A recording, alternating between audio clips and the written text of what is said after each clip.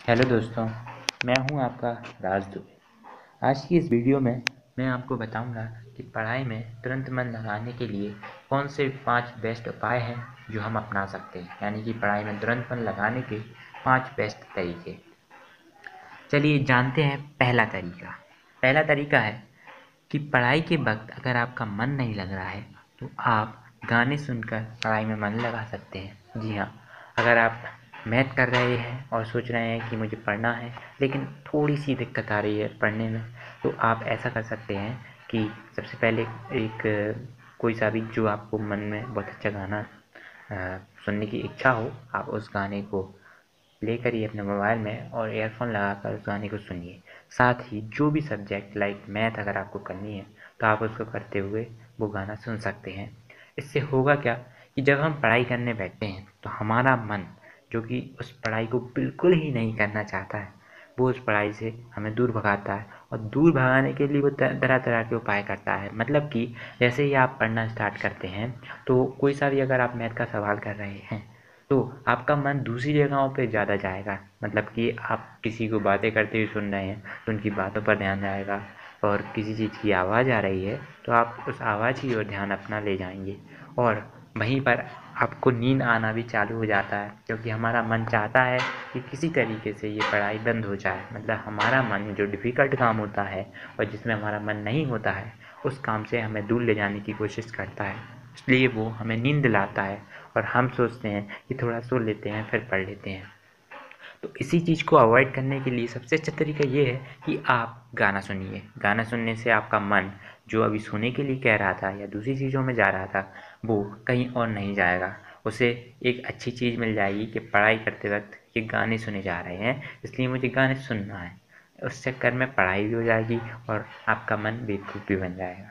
चलिए जाते हैं अपने दूसरे उपाय की तरफ। दूसरा उपाय यह है कि एक बार आप कैसे भी कहीं जाएँ।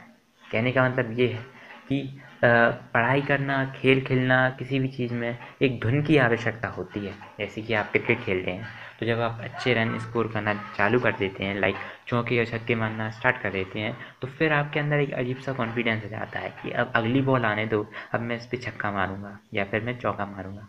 तो ये चीज़ होती है तल्लीनता की और तालमेल बैठाने की बात। हमें एक धुन मिल जाती है और उस काम को करने की पूरी इच्छा हो जाती है। मतलब कि आप अगर कैसे भी करके बहुत मिन्नतों से, बहुत कठिनाई से अपने मन को एक बार पढ़ाई में लगा देते हैं, तो फिर आपका मन बहुत ही मुश्किल कंडीशनों में भी बाहर जा सकता है पढ़ाई से। मतलब कि 90% श्योरिटी रहती है कि आपका मन पढ़ाई में ही लगेगा। खास करके मैथ में ये बात पूरी तरीके से लागू होती है। अदर सब्जेक्ट में थोड़ी दिक्कत आती है, लेकिन आपको अपने लक्ष्य को ध्यान में रखना होगा। और तीसरा पॉइंट मैं आपको बता दूं कि जैसे जब भी आप पढ़ाई करना स्टार्ट करते हैं तो अपने मुंह से बोलकर पढ़िए। लाइक आप कुछ चीज़ याद कर रहे हैं तो आपको बोलकर याद करना है। फॉर एग्जांपल मैं आपको एक छोटा सा उदाहरण देता हूँ कि जब भी आप किसी गाने को सुनते हैं, किसी वीडियो को देखते हैं, टीवी देखते हैं, फिल्म देखते हैं, तो वो हमें वीडियो और ऑडियो दोनों रूपों में सुनाई देती है। इसलिए कुछ अच्छे डायलॉग या उसकी बोलने का तरीका हमें याद रह जाता है। उसका सबसे बड़ा कारण यही है कि हमारे कान और हमारी आँखें उन दोनों चीज़ों से अब्ज़ॉर्ब करती हैं। लाइक वीडियो एंड ऑडियो हमें दोनों सुनाई देते हैं। तो वही कहने का मतलब मेरा है कि केवल मन में बोलकर ना पढ़ें, और बोलने से आपको याद जल्दी होता है। अगर आप बोलकर पढ़ेंगे तो आपको जो चीज़ आप याद कर रहे हैं, एक तो आपका दिमाग उसे समझेगा और दूसरा आपके कान आपके मुंह से बोली गई बातों को, यानी कि उन शब्दों को सुनेंगे, तो इससे आपको याद करने में सरलता होगी। और इसी में एक छोटा सा बेनिफिट है, वो ये है कि आपका मन कभी भी इस चीज़ से दूर नहीं हटता। जैसे आप पढ़ रहे हैं किसी चीज़ को बोल बोल कर, तो आपका मन बहुत ही कम कंडीशंस हैं कि आपका मन दूर हटेगा। ये था आपका थर्ड उपाय। चलिए हम बढ़ते हैं चौथे उपाय की तरफ।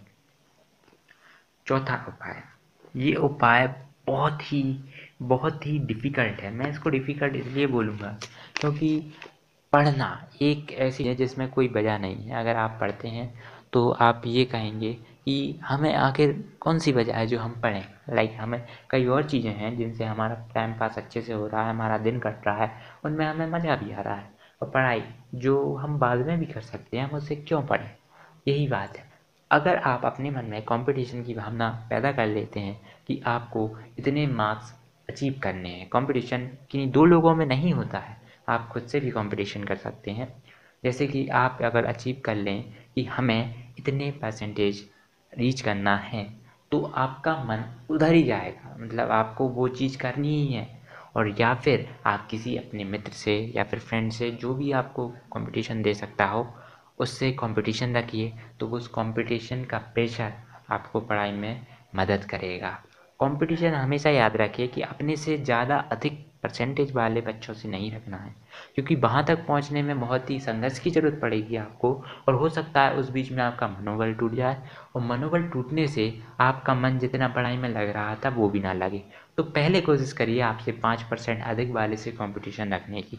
ये चीज़ आपको बहुत ही मदद करेगी, लेकिन इसमें कुछ टर्म्स ऑफ कंडीशन आते हैं कि वो आपको मेहनत इसमें ज़्यादा करनी होगी। पाँचवा पॉइंट मैं आपको बताता हूँ कि आप किसी और के द्वारा अपना खुद का टेस्ट ले सकते हैं। आप ज़रूरी नहीं टीचर टेस्ट लें तभी आप पढ़ें, आप किसी फ्रेंड से भी कह सकते हैं। अपनी इज्जत दाँव पे लगाएं। इज्जत दाँव पे लगाने से मतलब ये है कि आप बोल दें कि चलो ठीक है, मैं ये इतने मार्क्स ला के बताऊँगा, तू मेरा टेस्ट लेना, किसी दोस्त से संबोधन करते हुए। तो आपकी इज्जत अब दाँव पे ऐसी लगी है कि आपने बड़ी डींगें हाँकी थी कि अब आपको पढ़ना है, अब आप इतने परसेंटेज बनाओगे। तो वो चीज़ का जो डर है कि आपकी दोस्तों में इज्जत ना ख़राब हो जाए, या किसी ऐसे इंसान के सामने जिसके सामने आप इज्जत बनाना चाहते हैं, आप ये बातें कह सकते हैं। वो चीज़। For more videos, please subscribe my channel.